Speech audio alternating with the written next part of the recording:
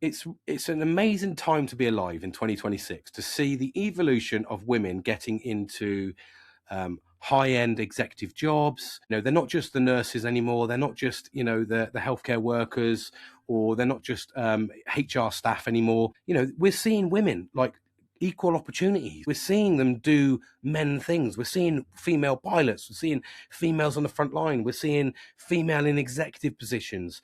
High power positions. We're seeing women treated, with equal opportunities to men in the workplace. However, we don't see that for men, because men haven't evolved. We still don't treat men the same way. We still treat boys now in 2026. We still treat them the same way we did in the 90s, the 80s, the 70s, the 60s, the 50s.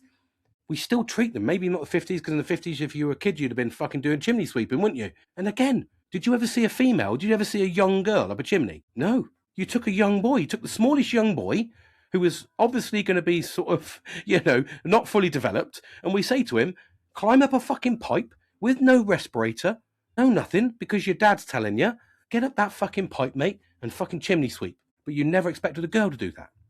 And that's the difference for me. They often talk about women, and I saw this on a podcast. Women saying that they're statistically they've had enough of raising men. And I think to myself, they don't want to get with men to have to raise them and treat them like children. And I say that's because our brains are still like children, because we've never been cuddled, we've never been told it's okay, we've never had a plaster put on our arm.